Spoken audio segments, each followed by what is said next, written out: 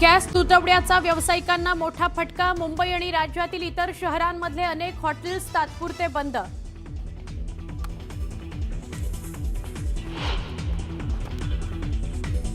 इराणचा इस्रायलवर पुन्हा एकदा जोरदार मिसाईल हल्ला। मध्यरात्री उशिरा झालेल्या हल्ल्यामुळे इस्रायलमध्ये लोकांना बंकरमध्ये आसरा घेण्याची आलीये वेळ।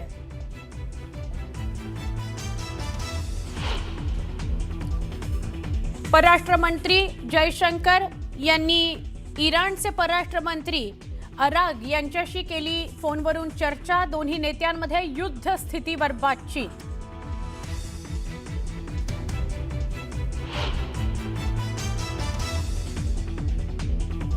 मंत्रिमंडळ बैठकीत इराण युद्धावर चर्चा। सर्वसामान्य जनतेला कोणताही त्रास आणि बोजा त्यांच्यावर पडू देणार नसल्याचे पंतप्रधान नरेंद्र मोदींनी दिले निर्देश।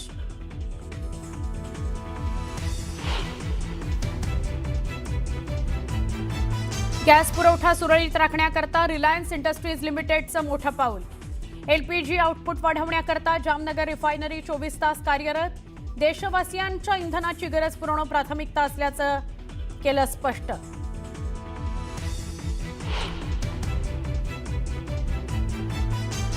इराण युद्धाचा फटका विमान सेवेवर। एअर इंडियानं वाढवले इंधन सरचार्ज। देशांतर्गत विमान सेवेसाठी द्यावा लागणार 399 रुपये सरचार्ज।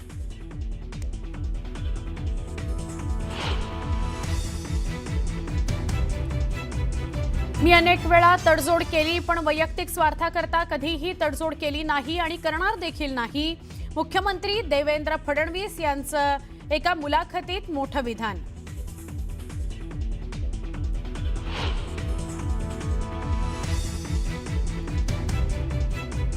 राज्यातील कुस्तीगीरांचं आज कराडमध्ये आक्रोश आंदोलन। वर्षभरात 4 महाराष्ट्र केसरी स्पर्धा घेण्याऐवजी एकच स्पर्धा घेण्याची मागणी, तर मानाच्या गदा सरकारला परत करत मुंबईतील आझाद मैदानात करणार आंदोलन। ही बातमी आहे गॅस तुटवड्यासंदर्भातली। त्याचा परिणाम आता मुंबईतल्या काही रेस्टॉरंट्सना व्हायला सुरुवात झालेली आहे। मुंबईतील भाजी मार्केटमध्ये सुद्धा याचा परिणाम जाणवतो आहे। मार्केटमध्ये भाज्यांना उठाव दिसून येत नाहीये। भाजीपाला पडून राहिल्यानं विक्रेत्यांचं सुद्धा मोठं नुकसान झालेलं आहे। ही सगळी परिस्थिती आहे मार्केटमधली आणि याच्याविषयी आपण सविस्तर बोलणार आहोत, माहिती घेणार आहोत। सुस्मिता आमच्या सहकारी आपल्या सोबत आहेत, त्यांच्याशी आपण बोलूया। सुस्मिता, आत्तापर्यंत मागचे 2 दिवस आपण हे ऐकतोय की रेस्टॉरंट्सना फटका बसू शकतो, पण भाजी मार्केटला सुद्धा याचा फटका बसतोय, तर काय कारण, कसा परिणाम होतोय? मुळातच फक्त रेस्टॉरंट्स बंद झाले, त्यामुळं ग्राहकांना रेस्टॉरंट्स बंद झाल्यानं त्याच्यावरतीच परिणाम नाही झालेला, तर रेस्टॉरंटवरती परावलंबी आयुष्य असणाऱ्या अनेक सप्लाय चेनवरती सुद्धा याचा परिणाम झालेला दिसतोय। ज्या सप्लाय चेनमध्ये सगळ्यात महत्त्वाचा घटक आहे तो म्हणजे भाजीपाला मार्केट। भाजीपाला मार्केटमध्ये सध्या मी उपस्थित आहे। भायखळ्याच्या भाजीपाला मार्केटमध्ये एरवी प्रचंड गर्दी असते, माणसांनी गजबजलेला हा परिसर असतो, परंतु आज केवळ किरकोळ विक्रेते या मार्केटमध्ये आपल्याला पाहायला मिळत आहे। सकाळच्या सत्रामध्ये ज्या वेळेला प्रचंड गर्दी असते त्यावेळेला माल पडून असल्याचं पाहायला मिळतंय। भाजीपाला खरेदी करणारे सगळ्यात मोठे जे हॉटेल असतात त्यांनी आपले किचन बंद केलेले आहेत, गॅस नाहीये आणि त्याचा थेट परिणाम आता सप्लाय चेनवरती होताना पाहायला मिळतोय।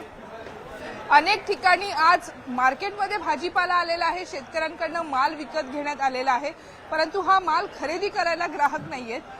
काय सांगाल, काय एकूण परिस्थिती आहे? भाजी खरेदी किती प्रमाणात त्याचा परिणाम झालेला आहे? साधारणपणे 50%हून अधिक रेस्टॉरंट्स हे सध्या बंद होण्याच्या स्थितीत आहेत। महत्वाचं सांगायचं असं की मार्केटमध्ये आज जवळजवळ 50 ते 60% हॉटेलची ऑर्डर्स बंद झालेले आहेत व शेतकऱ्यांनी जो पाठवलेला आम्हाला माल आहे तो तसाच्या तसाच पडलेला आहे व तो माल खराब होणार। आज शेतकऱ्यांनी पावसाला तोंड देऊन आज माल पिकवलेला आहे। आज ईदीचे दिवस चालू आहेत, आज आमचं एक्सपोर्ट चालू असतं। दुबई, बेहरीन इकडे सगळं केळं असतील, संत्रा असतील, डाळिंब असतील, लिंबू असतील, हे आम्ही एक्सपोर्ट करत असतो, पण बाहेरगावी माल जायचा पहिला बंद झाला, त्यामुळे तो फटका बसला। त्यानंतर आता गॅस कुठेही मिळत नाहीये अशी बाहेर हॉटेलवाल्यांची बोंबाबोंब चालू आहे। आज 2,500-3,000 रुपये देऊन सिलेंडर घेतात गॅसवाले, पण हॉटेल उद्या बंद, 50% आज बंद आहेत, उद्या काय होईल याचा भरोसा नाही. आज आमचा सर्व माल इंडस्ट्रियल इस्टेट कॅन्टीनला जातो, ते देखील कॅन्टीन बंद पडलेले आहेत आणि जवळजवळ मुंबईत 50% लोक ही बाहेर हॉटेलवरती अवलंबून असतात आणि हॉटेलमध्येच खायला नाही तर लोकांनी जायचं कुठं हा खूप मोठा प्रश्न पडलेला आहे.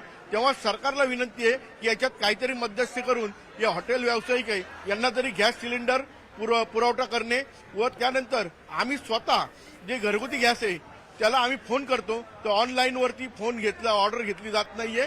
आम्ही ब्लॅकनी जाऊन गॅस घेतलेला आहे स्वतः.